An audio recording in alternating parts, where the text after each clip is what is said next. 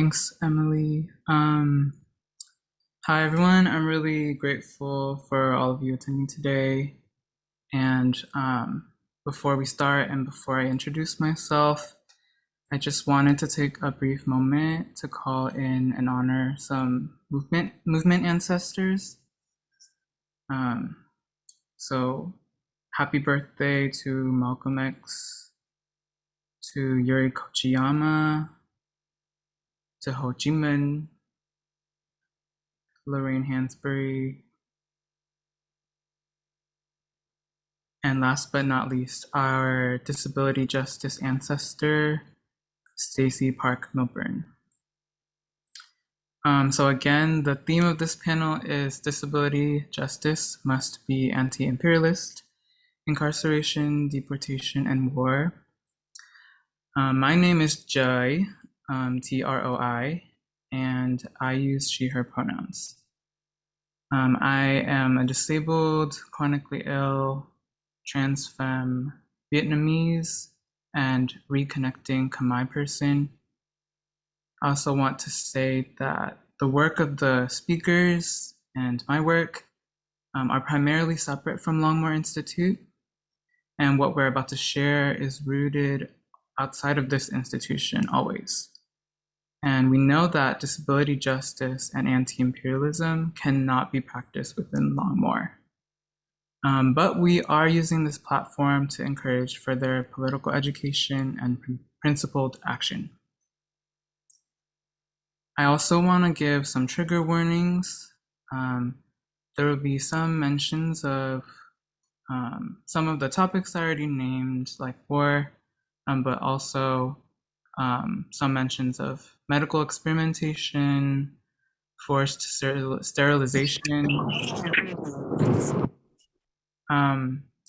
possible mentions of sexual violence, nuclear weapons, and more. The panelists will be talking about their lives in more detail, and there might be a chance that it could bring up a lot for you, and they might bring up topics that I haven't even named just now. So we're hoping that you are able to take a step back if you need to, and have your support ready. If you need to let us know about something that was said, or if you want to have us let you know when to come back to this webinar / panel, you can email us too. And in terms of the Q&A, I also want to make sure that we prioritize the panelists' safety.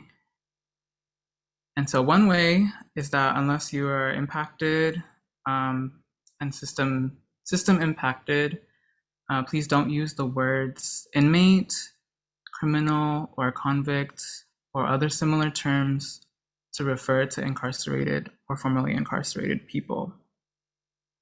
And another way we want to practice safety today is that, for the Q&A, we asked respectful and relevant questions, especially knowing that, the panelists they don't hold the answers to every single thing in the world. So please make sure that you keep that in mind. So, these are two ways we can practice accessibility, safety, and community care in real time. All right, so I can talk a little bit about the theme. When we were brainstorming through this theme, I think I personally was noticing how a lot of disability justice circles leave out incarceration and deportation and war and other topics that I think should be central to a lot of those conversations and a lot of that kind of work. So today I'm hoping we can draw some attention to those and how disability justice as a framework and a movement inherently requires us to maintain a stance against the US empire.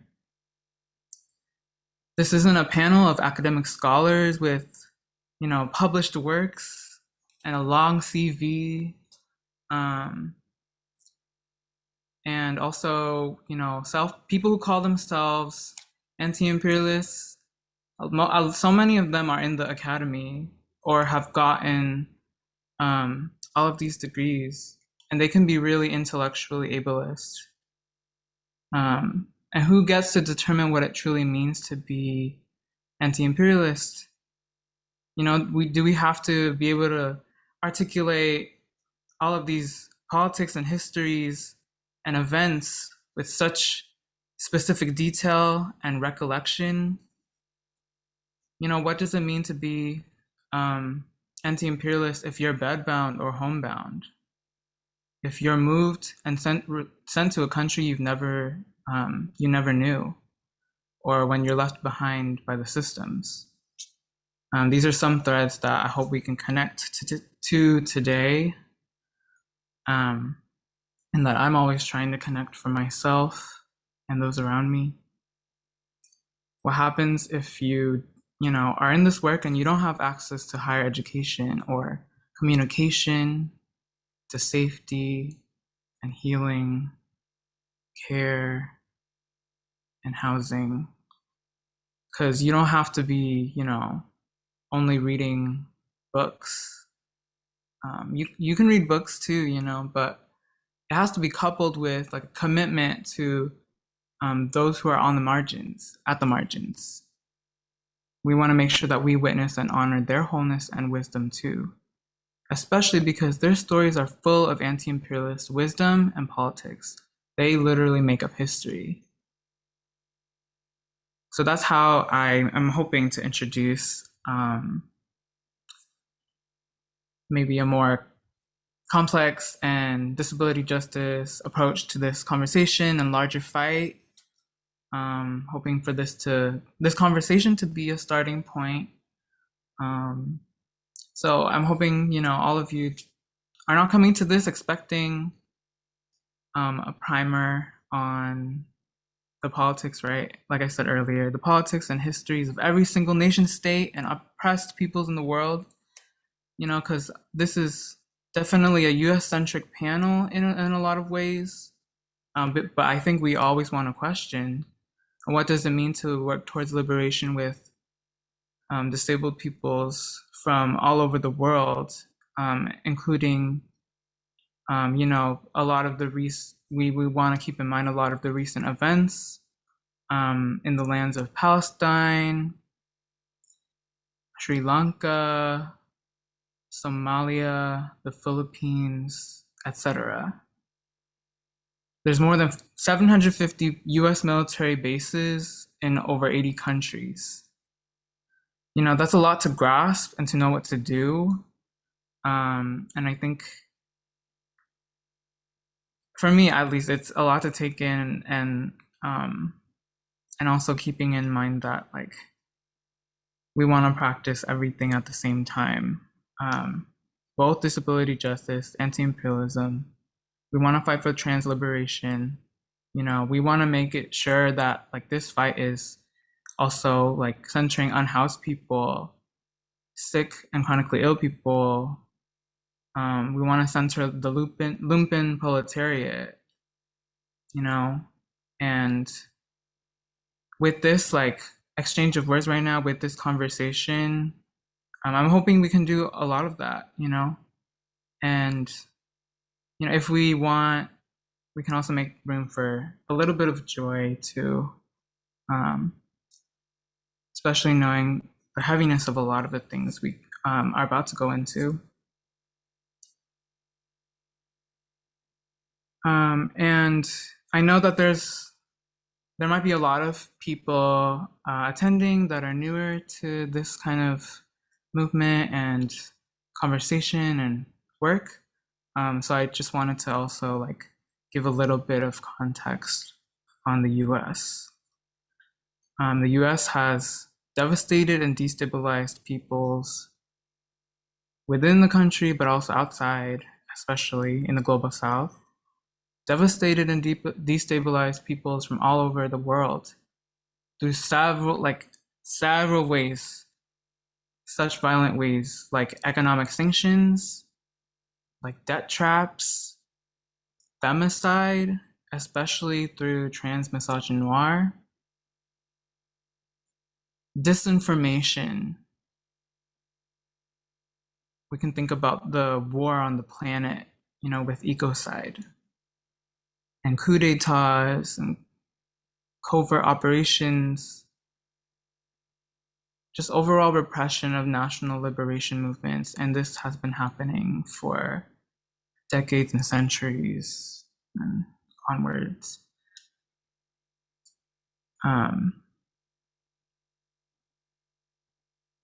So personally, I come here today because of the impacts that the US and US imperialism has had on me. I'm a chronically ill Viet person, and I grew up feeling like I was living the wars in Southeast Asia over and over again in my body, even though the wars were over, quote unquote. And I draw a direct connection from myself to my mother and to the land that I come from, which was bombed the shit out of and poisoned. And there's like vegetation that can't grow in certain areas. And there's children that are being born still with birth defects from Agent Orange and other herbicides that were waged on us. My mother's nervous system and her trauma birthed that of my own. So that's how I make sense of my own life, my own body, mind, and so much of what it has gone through. And so my politics always return to the body mind and all of its wisdom and answers. So I know that was a lot. And with all of that being said, I think returning back to like the panelists, I think, this conversation is one really accessible way to sharpen our analysis and learn about the impacts of incarceration, deportation, and war, and how those are all tools to subject and wipe out colonized peoples. And we learn all the time through listening to people and storytelling. So hoping that we can connect all of these struggles together, and how the US is disabling inherently. We have to tear it down, and we have to prioritize disabled peoples, and knowing that we're essential to this fight, especially right now with the COVID-19 pandemic. So also one of the key components of this panel is the fundraising aspect to support the ongoing survival of Kai, Tai, and Mac.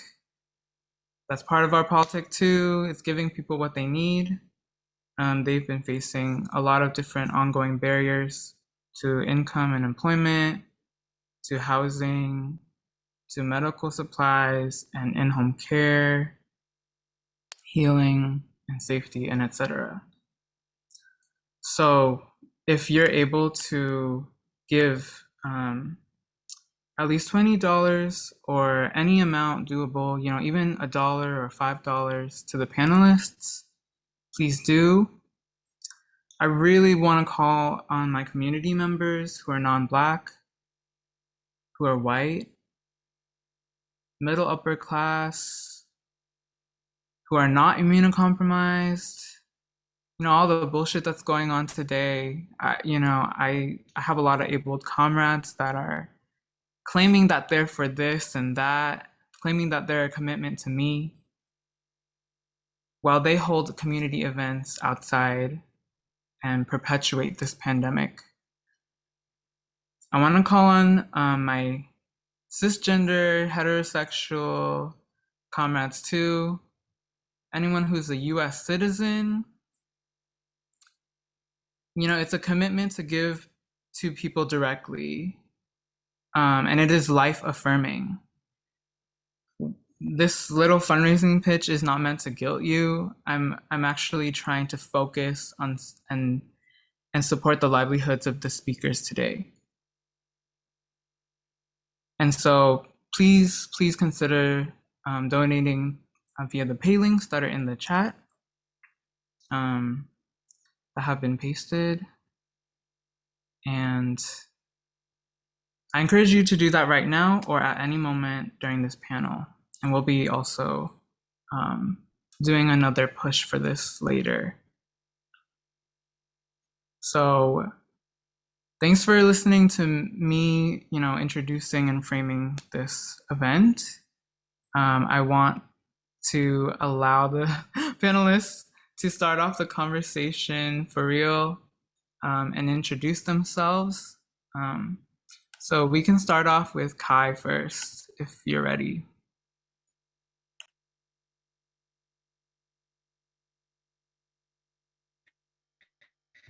Okay, hi, I'm Kai. My pronouns are he and him. I'm a trans man from the sticks, but that's probably not the correct term. I'm in Georgia. I am formerly incarcerated. I do suffer from some medical issues. Um, having some issues with keeping a job, and now um, having issues with housing again. So I think the first part of this was to kind of give a just like a background of us and our story and what it is that we have going on. So for me, um, I would say most of my issues started late in 2011. I was at a store near my home where I was attacked. Um, and when that happened, it was terrible. Um, I don't really like talking about it, but what I can say is that was one time and one thing that changed my life, and it was terrible. Um, Due to that attack, I was arrested. I spent almost 10 years in prison for defending myself because I was told that there is no self-defense law in Georgia. And it really hurt because after I got to prison and I was treated so bad by the officers, the other people inside because I was different. Because at that point in time, I knew that something was different about me. But all I can say is I'm a guy, I'm not a girl. So the whole terminology, I just didn't have it at that point in time. That was something that I had to learn more about. And when I was in prison, I would go to the law library and I would, do research on different cases because I wanted to come home to my family because my mom depended on me to help take care of my younger siblings. And that really didn't happen. So I sat in prison for all that time. I met someone when I was in prison that I told, I want to do something to help people that's in the same situation I'm in. And at the time, it seemed like it was just talk. But we birthed Freedom Overground. Um, it became something. It was just a thought at first between two people deciding, hey, this is something that I want to do. And that one little thing became something so much bigger. Now we're able to directly support people that are incarcerated when they get out, have resources for them. The only sad thing is a lot of those people that get out are in the city, so it's easier for them to find a job versus me living in the country in the rural area. It's not, I don't have access to a lot of things. I get discriminated against because I'm black, because I'm trans, because I have a felony record. So that's a lot that kind of stops me from doing the things I want to do. But I don't let it stop me from doing everything. I still try to get on any panel that I see going on. I still try to make people aware of the issues on the inside of the prison and how it is when people get out of those prisons and try to get home and get health care, try to get a job. It's the small things that everybody can do that doesn't have a record. You know, be able to get health care, housing, a job. If you have a record, it is so much harder to do that.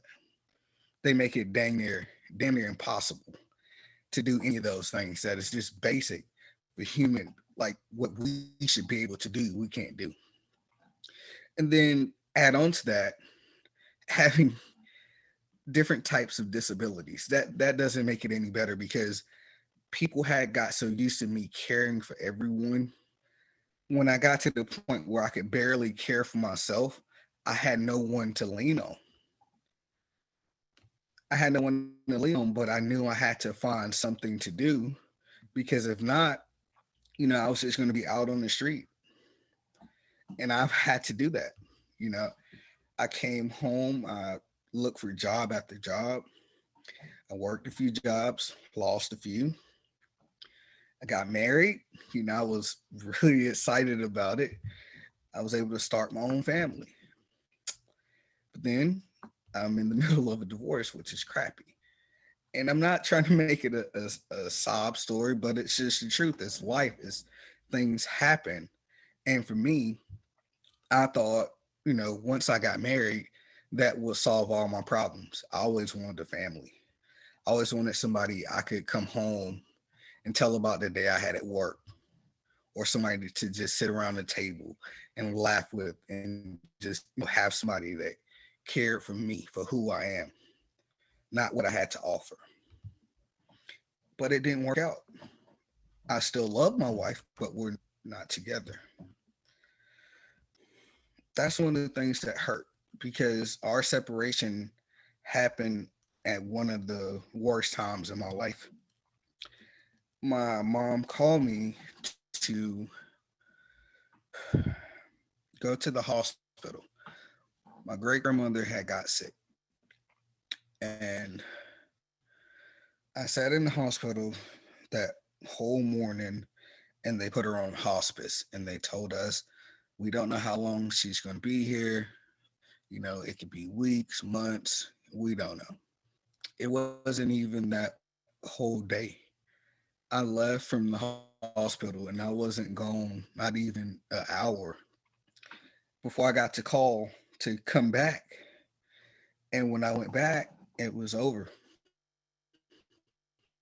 But we sat in the room, we talked to her, and we just sat there with her. They did give us that little space and that little time with her. And that already hurt me so bad because when I was arrested, I always prayed that if anything ever happened to my mom or my grandma, that I could be there. So when that happened, it really hit something in me, and it made me feel like maybe God does listen, but at the same time he doesn't listen because two what 4 months before I came home, my baby brother, his fiance, and their baby were killed in a car wreck.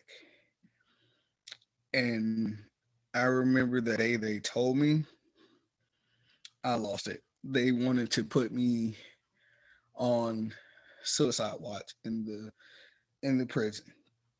And they tried to up my meds, but I ended up refusing because I needed to feel everything that was going on. I needed to process all of those feelings. And for me, I've always been the person to stuff all of my emotions in and never let anything out. And I found out that I suffer from like this manic depression. So I have phases where everything is fine, and then times where nothing matters in life because it doesn't seem like it's important or that it means anything. And I don't like feeling like that. But today I can say that I'm doing better as far as my depression. I have found reasons to smile. No matter how bad things look, I try to find something to smile about. I have a ton of nieces and nephews that I'm very happy to see. My mom does the most. She cooks for me and brings me food sometimes. And that really makes me happy because it's like, what am I going to do? I can't do all of this on my own. But my mom, I don't know, she just really makes me happy. But for me, I'm going to say, no matter what struggles I face in life, I've learned to bounce back from everything. At times when I know people have counted me out, I don't let it stop me.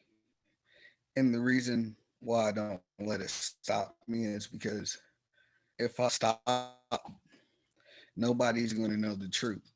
Nobody's going to hear that real message of what's really going on or how people like myself are suffering.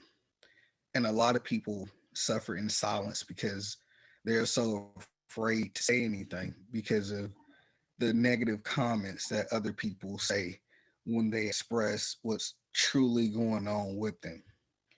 And that hurts. I know I was really down on my luck, and I think I asked somebody to borrow money one time, and I was called a bum. Why don't you go get a job? And it's like people don't understand. I can fill out every application known to man, but it's not my decision to get hired on that job. It's up to those people. And when you look like me, you sound like me, and you have that felony stamped on your record, it takes away any chance for you to do anything else. So, from having that institutionalized stuff placed on any type of record, it just destroys everything that you're building, you're trying to do, or that you even want to do. And a lot of people aren't going to understand that. A lot of people don't really know what it feels like to struggle in silence and feel like you're dying on the inside, like you have to present a smile on the outside so the world doesn't see that you're hurting. And I don't want to do that. I want everyone to know exactly what it is I feel. I'm tired of hiding my true feelings and emotions just to protect other people and their feelings because that's not my job to make sure you're okay with how I'm feeling. My feelings are mine and your feelings are yours. And whatever I put out is a projection of what is internally inside of me. So I just wanted to actually share all of that. And I know it was a lot, but hopefully, as the panel goes along, you guys will get a little bit more insight on what y'all came to hear. Thank you. And I will pass it back to you, Troy. Mm. Thank you so much, Kai, for sharing that so far. I know, it's really, I know it's like not always easy to share. And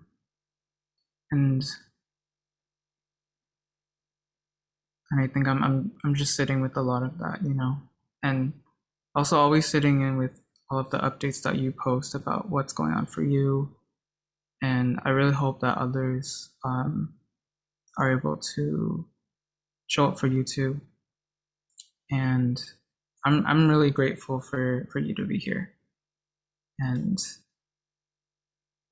yeah, so I'll maybe we can have Ty introduce themselves Next, whenever you're ready.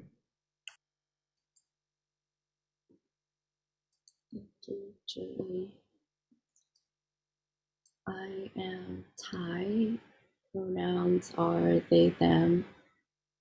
I am an autistic, chronically ill, transgender, non-conforming, queer Vietnamese American artist and community organizer. My practice is centered on the social, cultural, psychic, and physical effects of intergenerational trauma and chronic illness. I draw from my personal experience to examine the intersections of Western biopolitics, Southeast Asian diaspora, interdependence, and metamorphosis.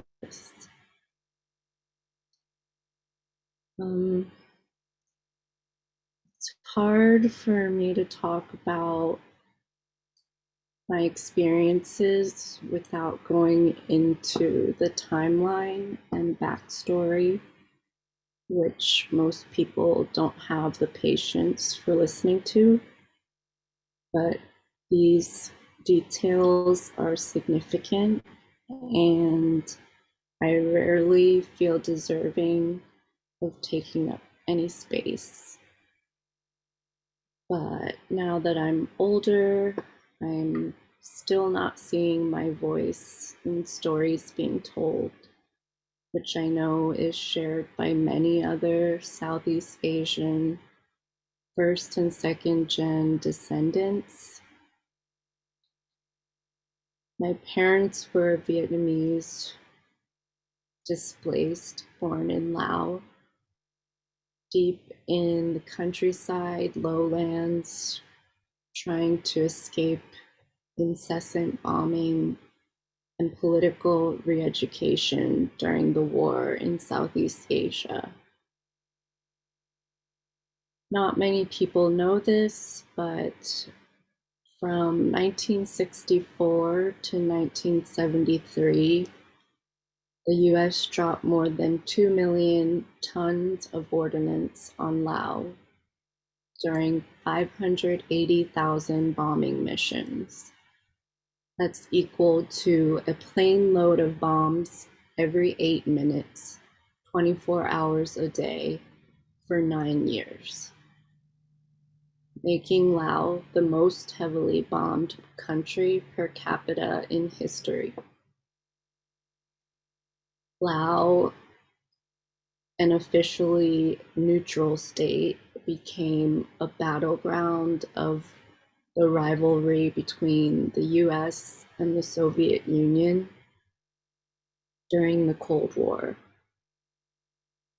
The United States, quote, secret war in Laos had a long-lasting effect on Laotian history, hindering Laotian health, education, and migration choices even today. It was a land that was dominated by foreign forces for centuries, and the conquered people always fought back.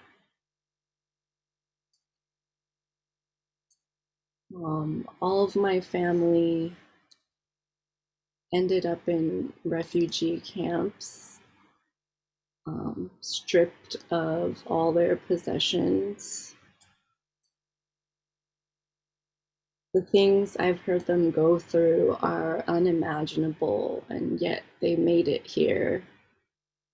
Quote, lucky to be sponsored by the Catholic Church. The difference between being an immigrant and a refugee is a choice. The freedom to choose where you want to live. But for both in the US, how is determined by your social and economic status. In exchange, many Vietnamese refugees were misled to believe that this country and the Catholic Church saved their lives. assimilation was the means of survival. Even as a kid, I remember the fear and hypervigilance instilled in our families. Our parents were terrified that any crime in society would lead to us being shipped back to the hell that they fought so hard to escape. The US tends to drop refugees off in toxic and/or poor towns in the middle of nowhere with very little to no resources. In our case, that was central Pennsylvania. If you're unfamiliar with the political climate of central PA, it's majority white, poor to working class. The home to far-right rallies riddled with white supremacists, and poor Black and Asian communities sprinkled in between. In my childhood, I remember so much violence, gunfights, knife fights, and hate crimes against members of my family. The anti-Asian sentiment was suffocating and silencing. It is violent, living in a place whose history is so foreign to your roots. So in the mid-80s, after a decade of rebuilding and surviving trauma and existing despite being surrounded by anti-Asian sentiments, I was conceived. 6 months into my mother's pregnancy, my father ended up in a car accident and was in a coma for 2 weeks because that was as long as my family could afford to keep him in the hospital.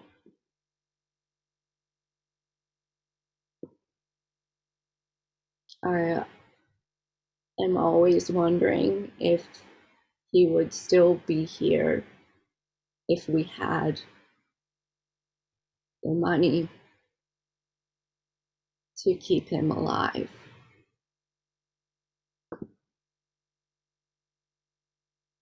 So fast forward to present day, I am fighting similar battles for my own treatment and care. I have been bedbound for 3+ years now due to medical neglect.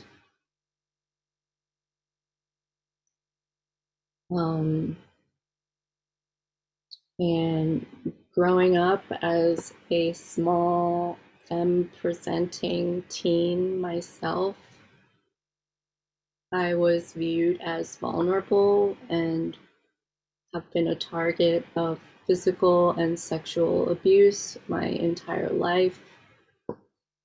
As a result of this oppression, I have CPTSD, and my nervous system is always in fight or flight.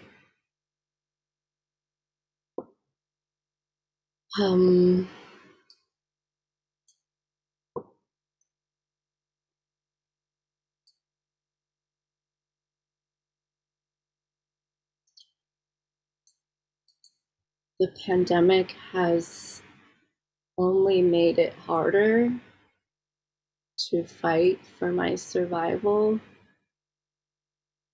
I'm unable to work despite working multiple jobs at the same time since I was 14. And another twisted side to it is in central PA, most refugees couldn't find work except to work for healthcare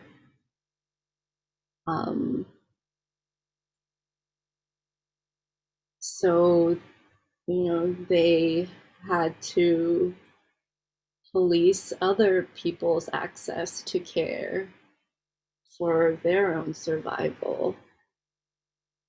And that's still a really complicated topic that I'm still finding ways to talk about.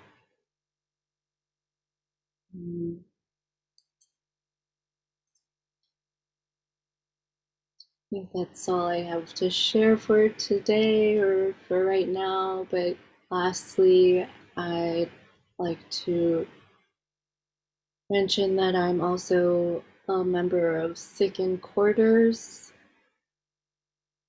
which supports disability justice, patient advocacy, care work, and mutual aid to the most vulnerable and multiply marginalized communities. And I just want to thank Joy and Kai and Mac for being here with me today. Thank you.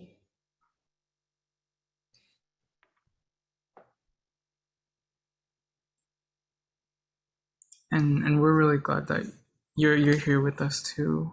And I think even though I am not very close with all three of you, I think at least with the stuff that you do share and that I do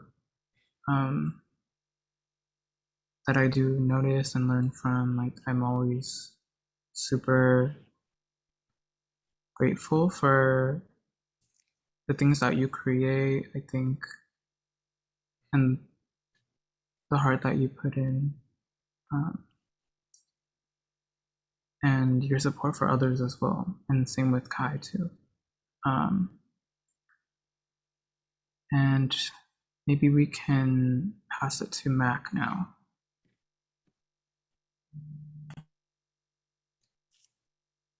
How's it going? Thank you, everybody. Let's just acknowledge the heaviness in this room. I get called for these things because my intersectionality really, not many of us will speak up. So here I am.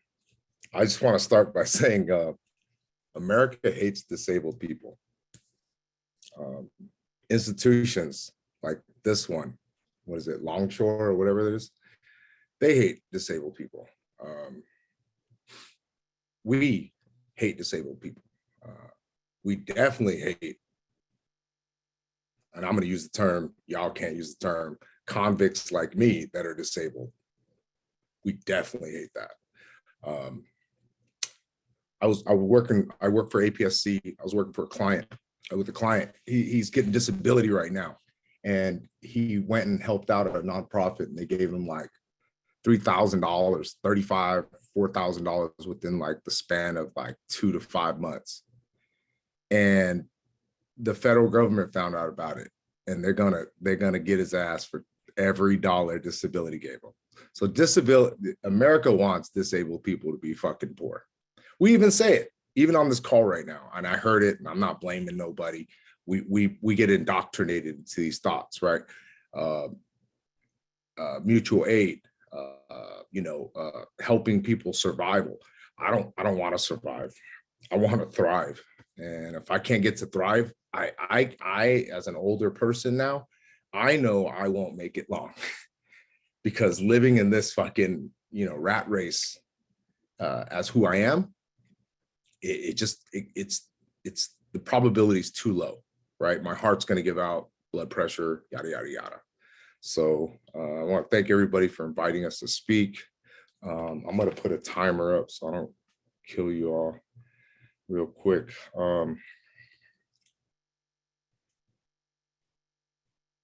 My name is Mac. I'm youngest of 10. I'm a Vietnamese American. I'm the only one born here. Everybody else, refugees. Let me go over some pronouns. I go by he, him. I'm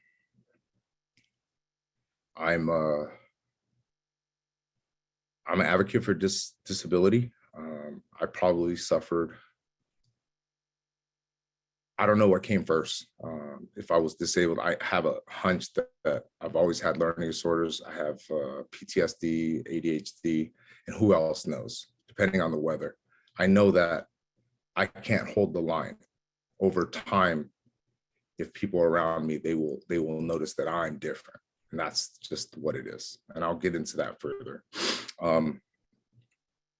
My family, my dad, he fought in the war for the South. He was captured 3 times. He was tortured. He been shot 5 times. Got on a boat, went to the Philippines. From the Philippines, went to refugee camps, got to Hawaii, and they placed us in San Jose. And that's where I was born. I was born in San Jose. And war's crazy. I believe my dad and mom suffered from disabilities. I'm not a doctor, but I can tell, being tortured multiple times like that. And my dad, he drank. He got violent when he drank. The problem was he drank all the time. He drank every day. So this house was psycho. I never seen a person ever beat their wife as much, not even in the movies, as much as my dad beat the dog shit out of my mom, and us. And when I came of age, when I was a little too young, like 4 years old, I didn't get the beatings yet because I couldn't talk. And then I used to watch my brothers and sisters get beat. And when I came of age, I got my fair share. And that's just how this household was. That's what war does. My dad, oddly enough, in reflection, he was, there's an Asian culture that happens where it's just, you look up to the round eye, you're like always, the white man could do no wrong. My full name is MacArthur. He named me after General Douglas. And this house was crazy. And alcohol and everybody drinks in my family. I've been sober. I've been sober for over 9 years now. I sobered up. Growing up, it was different, right? Not only did we see like the vengeance and hate from like the Anglos, like imperialism and capitalism and racism puts us against each other. I did a lot of battling against the Mexicans, the Blacks. It's a melting pot, as the speaker before me said. Like, you put us in, there's only so many jobs, and it becomes like this whole "you're taking my job" type deal. And I noticed that I got big, and I'm a duplicate of my father. And when I put alcohol into my system, I replicated that violence really good. And for me, everybody left this house. This house was burning. Everybody left before they were 15. So I was like the last one there. I was like a child. So if I'm the youngest of 10, my oldest brother was like 25 years older than me, 30, so everybody bounced. And my rage, not knowing how to deal with that, coming up from the Asian community, Vietnamese community, like, you don't talk about shit like this. The neighbors didn't see it much, it was just rage in this house. And all that pent up rage, and then my substance use kicked up, and I would get incarcerated repeatedly. And I don't know, looking back, it's like I couldn't sit still. The Asian way of like getting a child to sit still is to beat it out of them. It's fucking crazy. And I would just start getting locked up.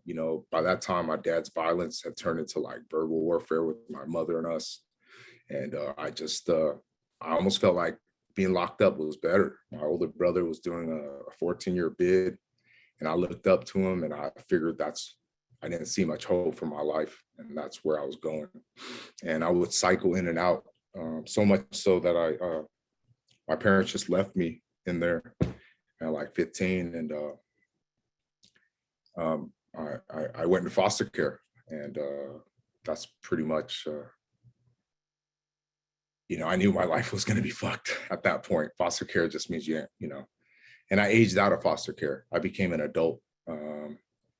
I was really, I'm not a normal sized Vietnamese, so I was really good at sports. And one of my coaches, he adopted me. But you know, being in foster care in the 90s was crazy because like I did so good. I won some state titles. I picked up a college scholarship. You know, I was living away from the hood with my coach. But you know, as a young child, like when you turn 18 in foster care back then, you're just homeless at that point, you know. And my coach, if he was, you know, I knew that was going to end. I couldn't live there. And something in the back of my head was like, let's just go fuck up again so you can be a ward of the state again. And I did. And I became a felon. And that changed everything, right? Because you know, getting in trouble as a juvenile, even juveniles know like, hey, this could disappear one day. But when I copped that felony as an adult, I knew it was over. I knew this shit never goes away. And I would enter that underworld, and my substance use and alcoholism kicked up and stuff like that. I would go in and out of prisons most of my life, I would say. And I was just expecting that life to be, and I kept entertaining and getting employment from the underworld to the point where it was like, I just kept doing more time. And I finally got out, and luck of stroke, you know, my sisters got in touch with me, and they had like somehow, so they all kind of grouped up together. The oldest ones took in the younger ones, and I don't know what happened to me, but they just they all supported each other. So when I got out, I got some help from them, and I decided to give it all up. I went back to school, and here's crazy things, like if you have substance abuse issues, like doctors normally don't prescribe you. So I knew that because of the fucked up shit that's happened, I knew I needed to reach out for help. So I reached out for therapy and psychotherapy and psychiatry, and I got prescribed. And when I got prescribed, things changed for me. And it's so weird because like they're so against like prescribing people with like addiction issues. And I guess just like I can see their justification, but the other side, it's like, do your fucking job, man.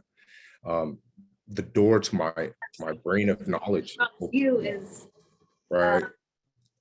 I was able to recollect information, and I went from like getting bad grades, cheating and still getting bad grades, to getting prescribed and getting straight A's. So much so that when I went back to school later in life, I transferred community college. I got accepted to Ivy League, but I went to Berkeley.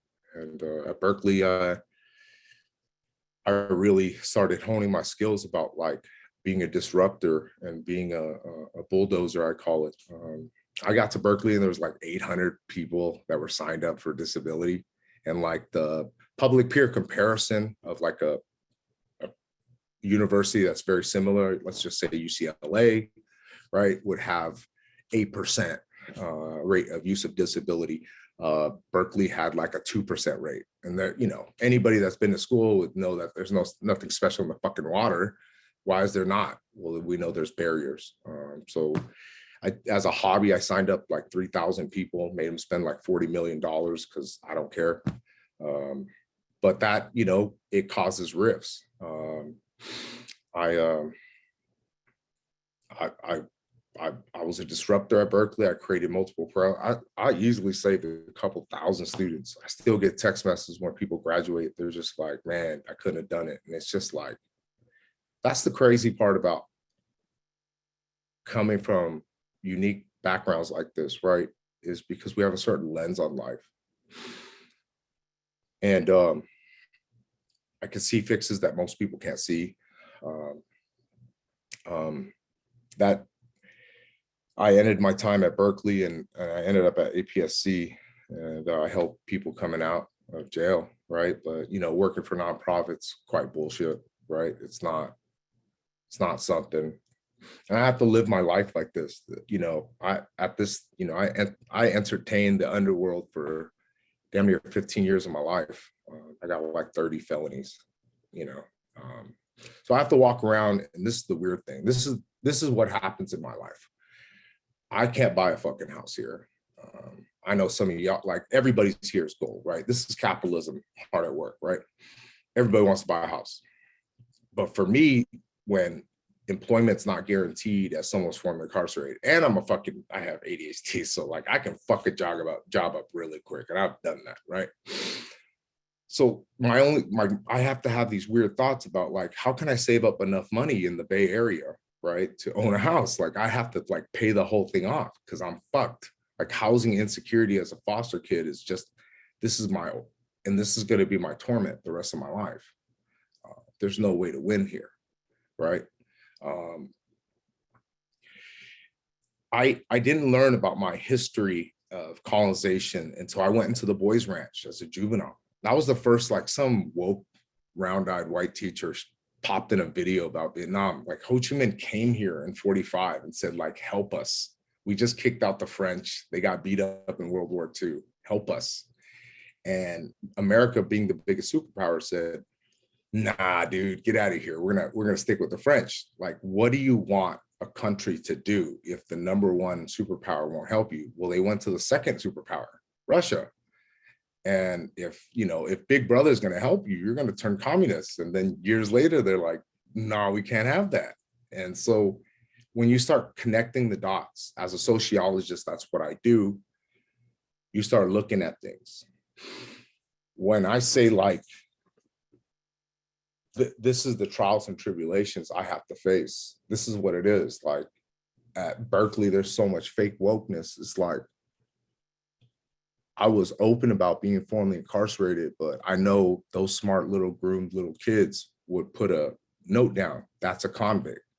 So as someone who's disabled and formerly incarcerated, I'm not allowed to fuck up.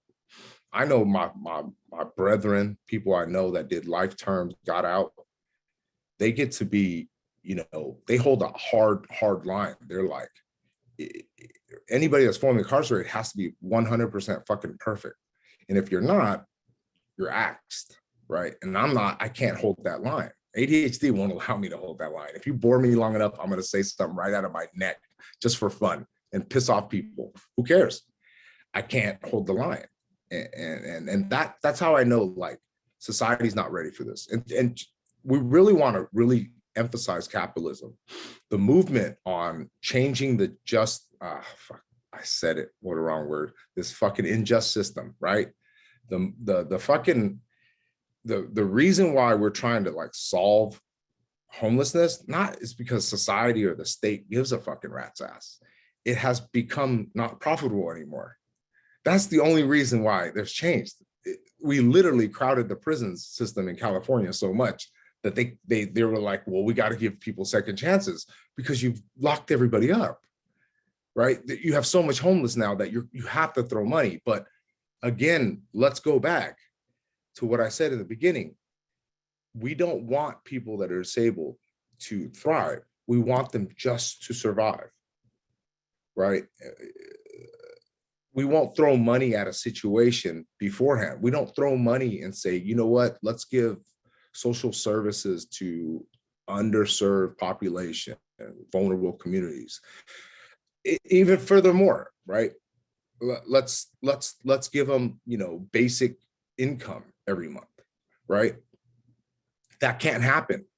But when, the prison system starts costing America, multi-billions upon billions into the trillions, we got to solve it. And that's the bottom line freaking truth. It is what it is. And for me, we know that. Even we are groomed to think like that.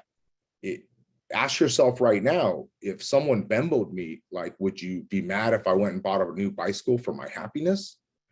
Would you be mad if I went to the bar with it?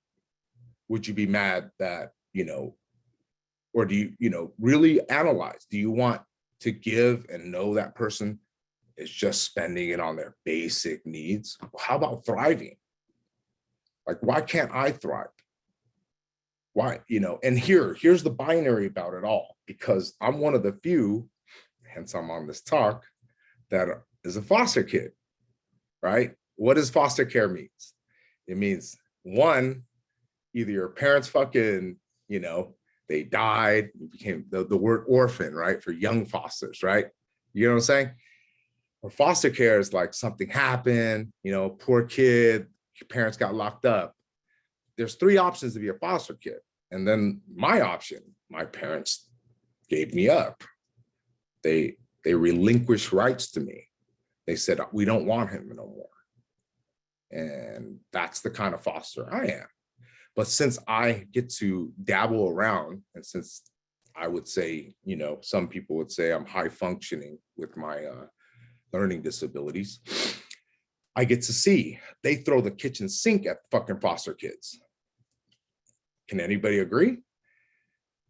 In Santa Clara County, where I'm from, they started $1,000 a month for any foster kid coming out. There's about 150 that age out of foster care every year, right? They throw 1,000. Would they ever throw 1,000 at someone who's formerly incarcerated? What's the difference? They will be, a burden on society eventually. Here's the thing.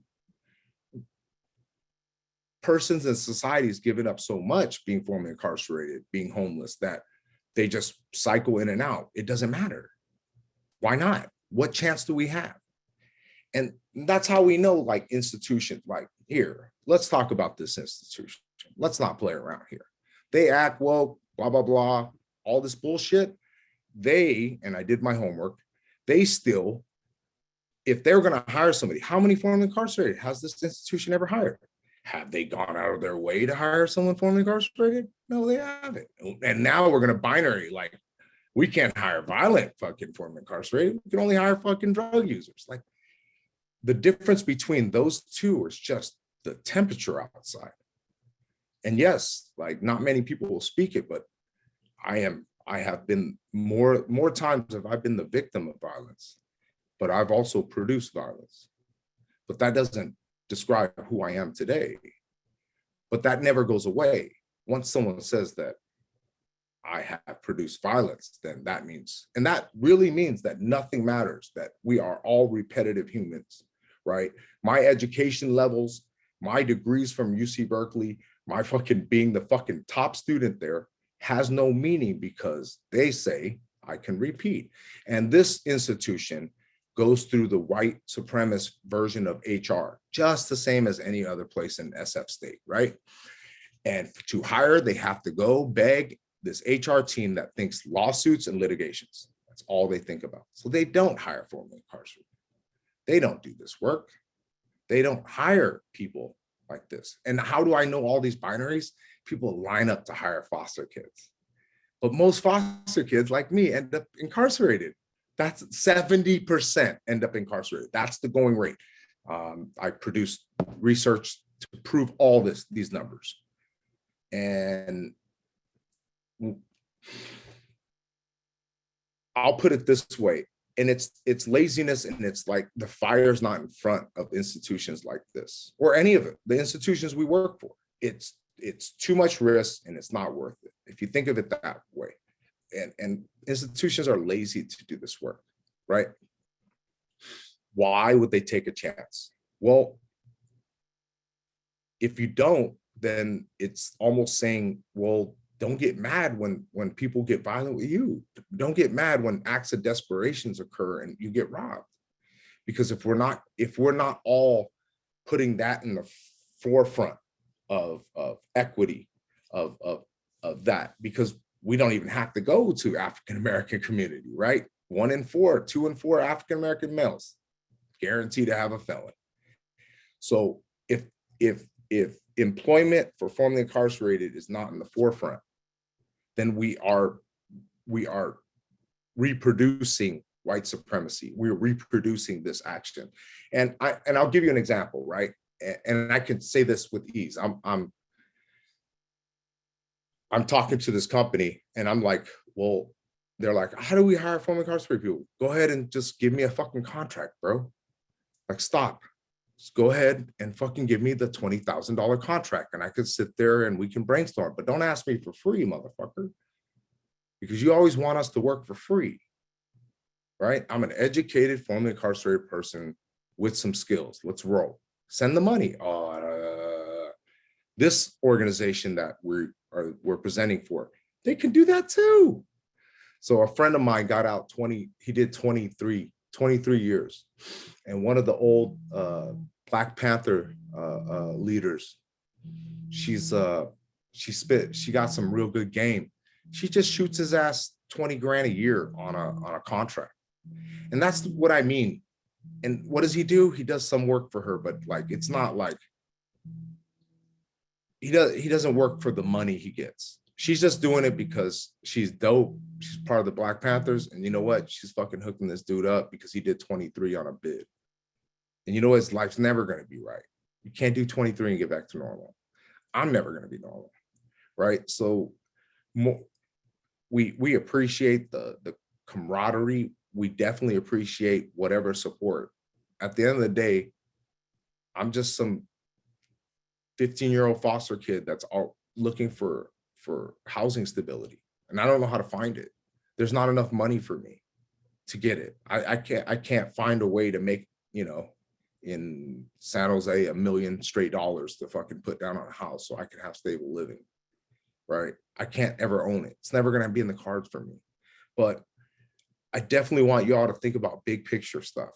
It's abnormal to do this work. It's abnormal to say, you know what, our company can't afford, and there's 3 speakers here. That's fucking 3 speakers.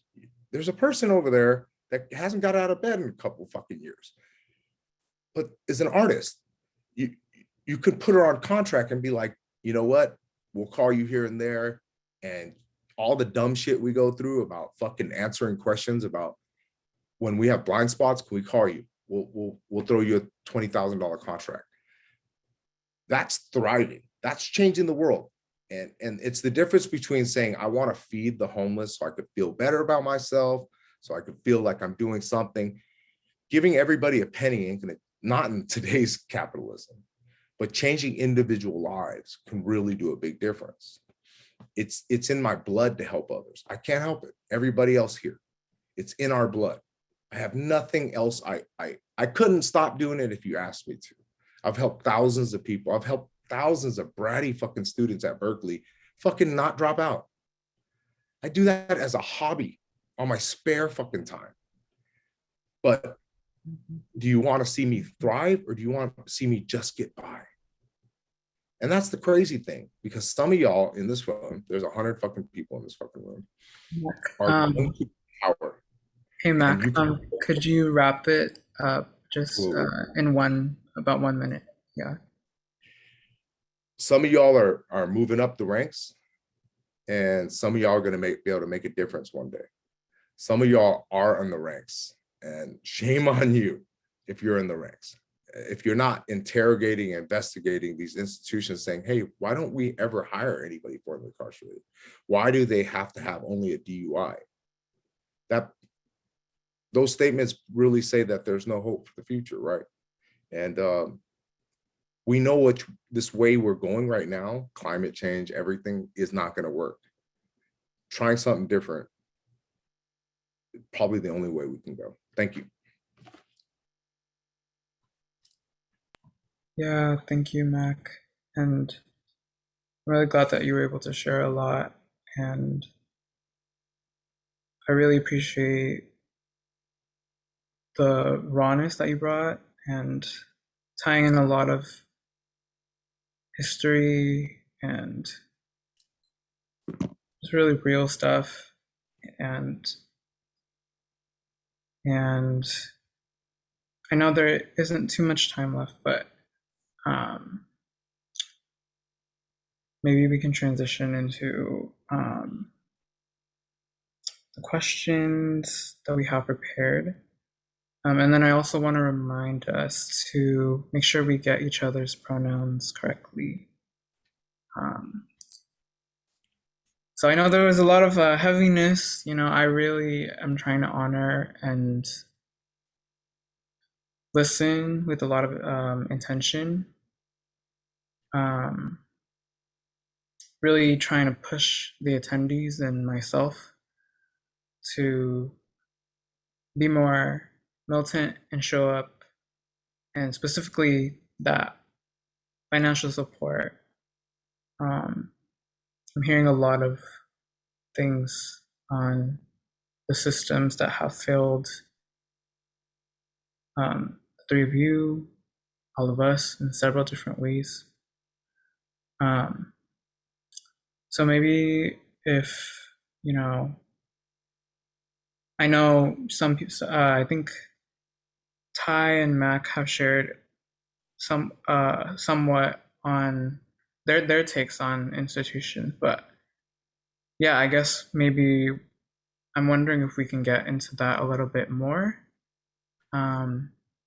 So what is your hottest take on institutions in general?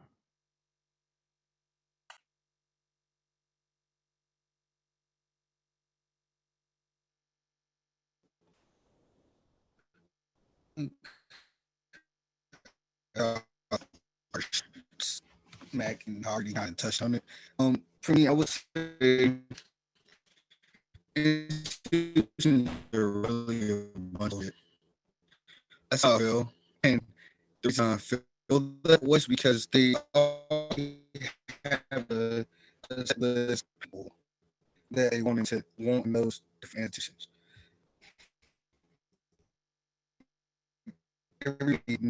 And you're not that. Oh, Kai. Hold on, maybe I'll type it. Type like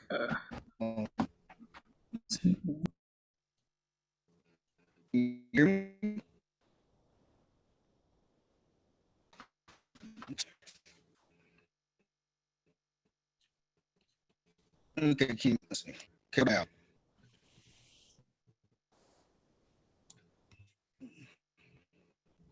Okay, let's try it with the video off. Okay, can you hear me now? Yeah, it's better. Thank you. Okay, awesome.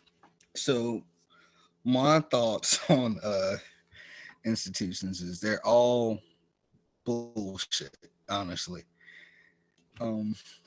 Because they have their rules, they have their it people that they want in, and they try to block everyone else out.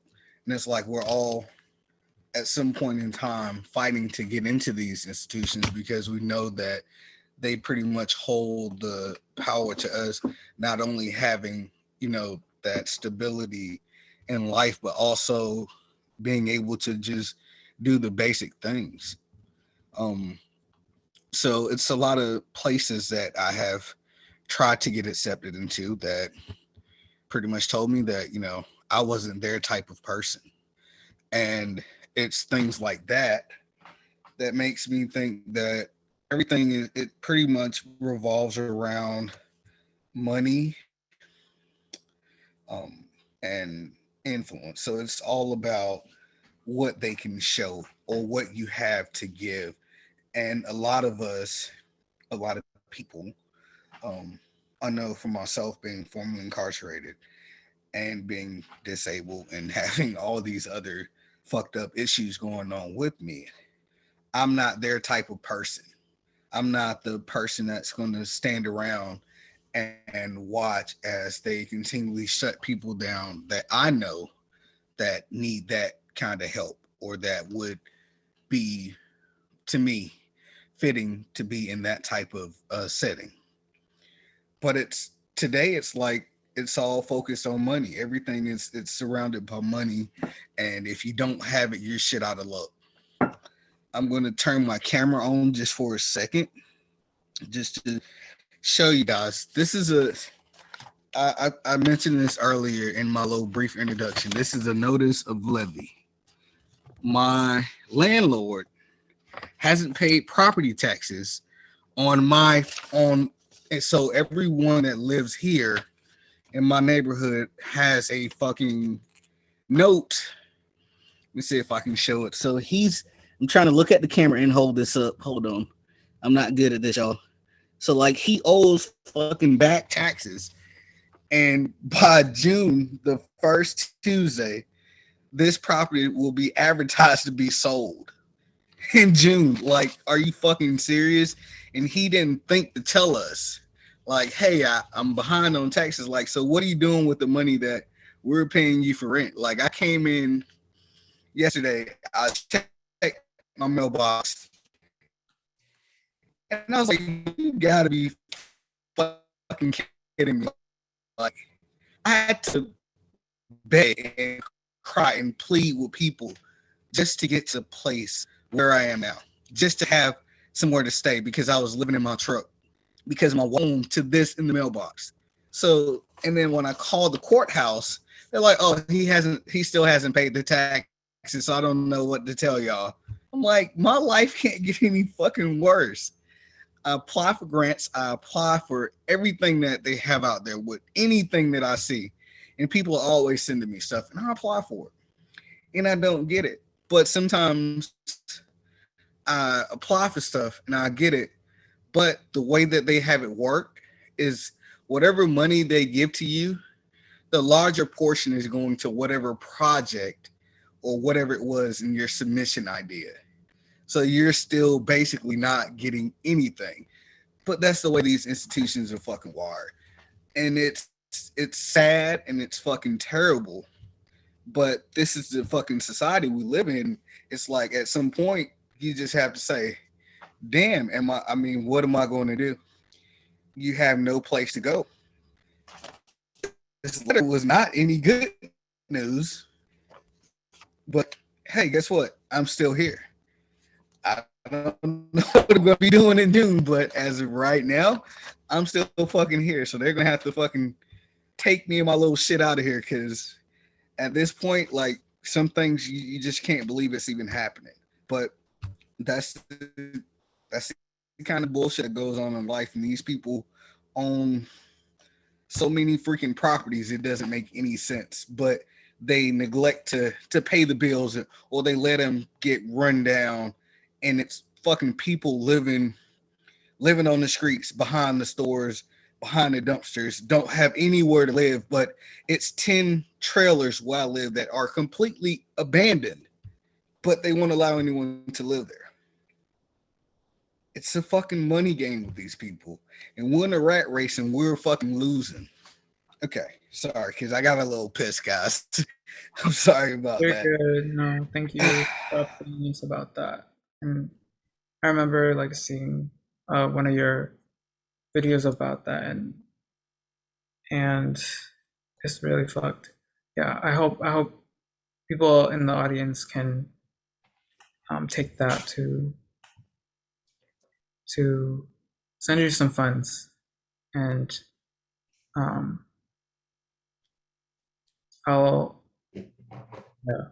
think there's a lot that you should, and appreciate that a lot.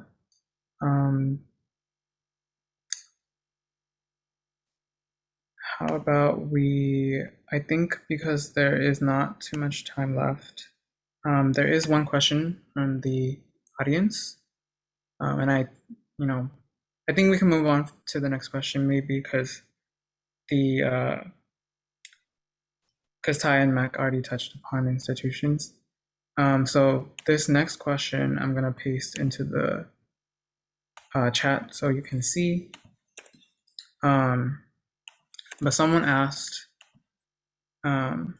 what do you think about using social media for community mutual aid? And what do you think has worked and what has not worked?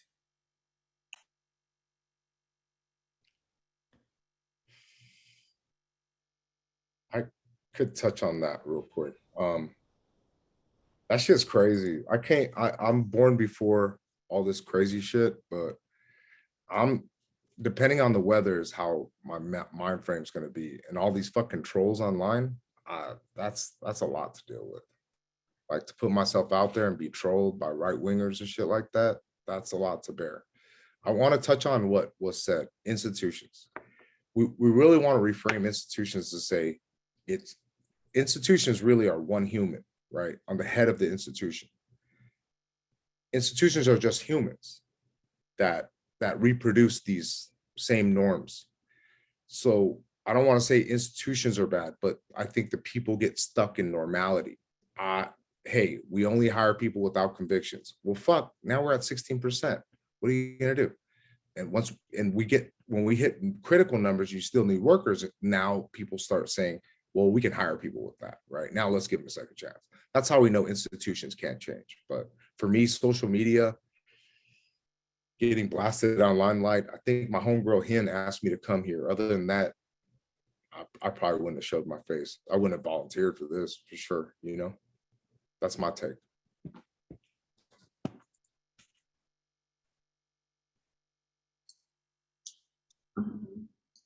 As someone who is bedbound, my only outlet is being on social media, even if I don't want to be there.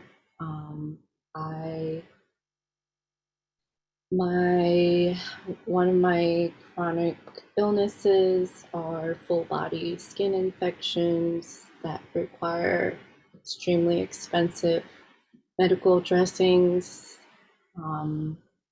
that insurance won't cover. And so I have to fundraise pretty much every day of my life. I have to be online. I have to be exposed to trolls. I have to beg because I have no other options. I apply for things, I apply for grants. I barely can apply for grants because I'm usually in so much pain, and the entire grant application process is completely inaccessible to me. So, but because of the pandemic, that's the only, being on social media is like the only resort many of us have. And so it also, from an able-bodied, able-minded perspective, it feels like it's really oversaturated with mutual aid, and people don't like to see recurring needs or ongoing support. And my cost of living is too expensive because of all these medical things I need. So I don't qualify for federal or state aid. I'm just left out here to die. But yeah, mutual aid feels like it's in a standstill right now. On top of it, Instagram has been shadow banning me for months because they know I need support. And yeah, I'll leave it there.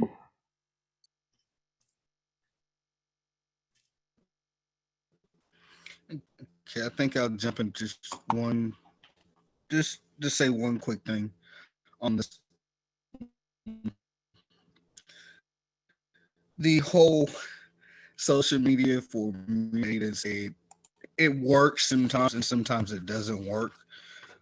It's one of those things where you have to constantly post. You have to make these long posts. You have to have pictures or some type of graphics or GFs on the pictures in order for people to even notice it. But most of the time, you get more interactions with the post. You get more likes or what retweets or shares or whatever, but you don't never really see the funds. And it's something that I don't like to do, but it's something I've had to do quite often recently, and that's just because every time I think I'm making a little bit of progress, something happens, and I'm having to try to start over. And at this point, right now, I'm actually starting over in life.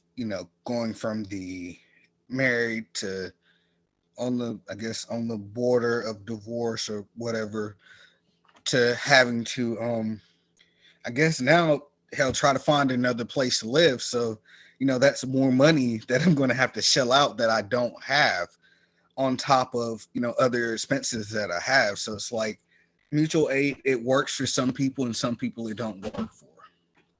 I've seen people post uh, things on social media that were, to me, just a bunch of bullshit, and people just threw money at them.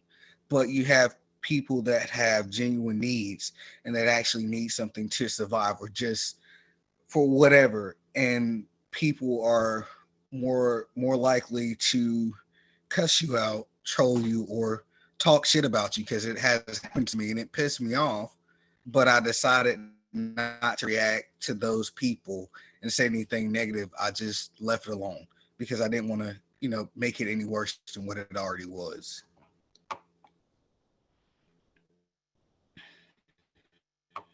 Yeah, I think, you know, I really hear and observe a lot of the same things that you just talked about. And it's really, I don't know what kind of time we're in right now. Like,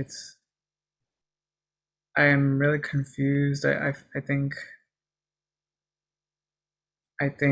that's kind of why I was like trying to get this speaking event to happen, because people scroll by, people, it's like, I feel like there's a lot of people who have the privilege to just turn social media off, and personally, me as like a chronically ill, disabled, and trans femme person, like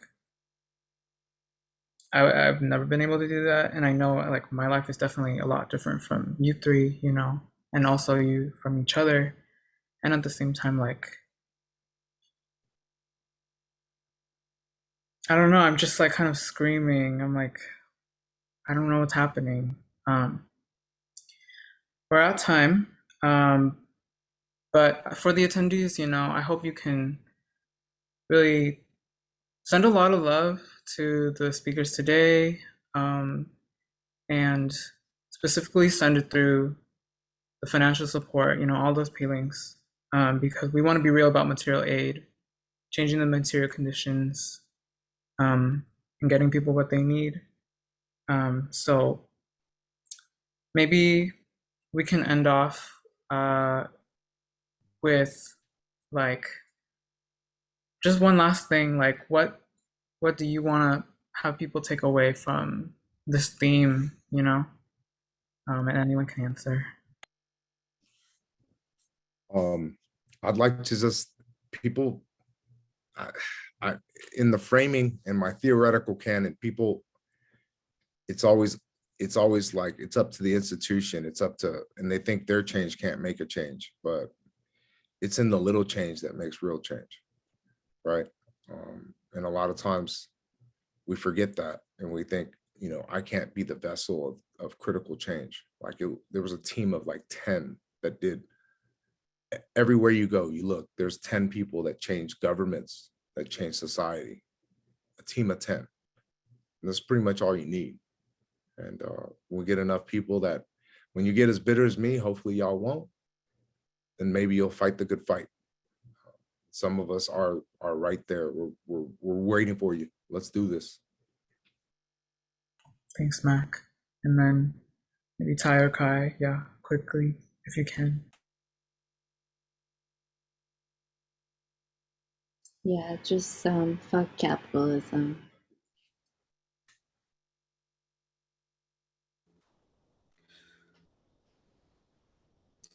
Either you're with us or you're against us.